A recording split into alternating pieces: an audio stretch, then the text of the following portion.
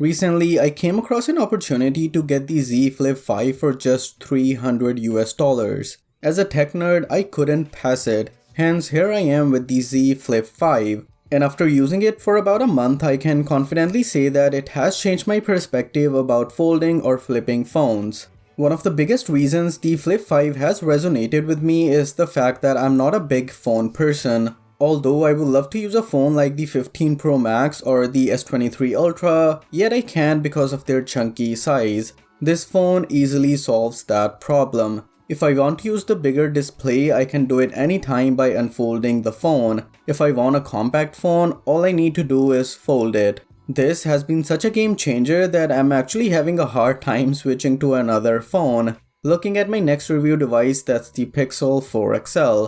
Oh, and maybe subscribe to the channel if you want to see me using one of the best Pixel phones ever made. Since we are talking about this phone folding in half, I have to say that I love the sound of folding this phone. I don't flip it open like you've seen some tech reviewers do, as I feel it'll affect the durability of the device and I'm afraid I will damage the phone by doing so. Okay, so I love the phone due to the fact that it folds in half. But what about the other things that make this phone so appealing? The first and foremost thing a folding phone needs to do is have a good outer display. Frankly, I'm amazed it took Samsung 5 iterations to get a usable bigger screen on the flip phone.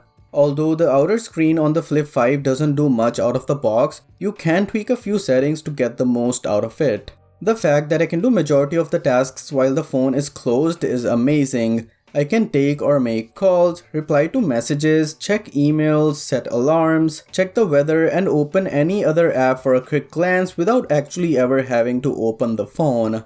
This outer display also enables you to take high quality selfies with the main camera. There is no ultra-wide camera toggle, but you can zoom in and then zoom out to get the ultra-wide view. Samsung should just update this to have a 0.5x toggle. There are also amazing ways to customize the outer display by using GIFs or different themes. For now, I am in the mood for some Dragon Ball Z. When this phone is opened, you are greeted with this amazing 6.7-inch 120Hz display that is a delight to use. It is also not that wide as compared to big slab phones, and this makes the phone slightly more easy to use and hold in the hand.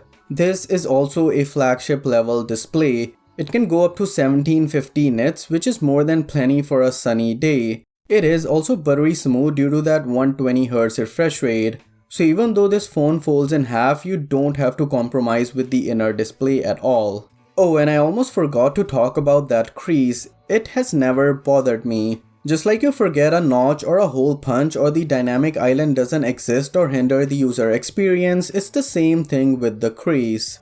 Honestly, at some times I forget the crease even exists unless and until I am looking at the phone with a certain angle. In general, phones have become more or less the same. It's the same rectangle slab we expect to be released every year. A folding phone adds a nice layer of added interface to that same boring design.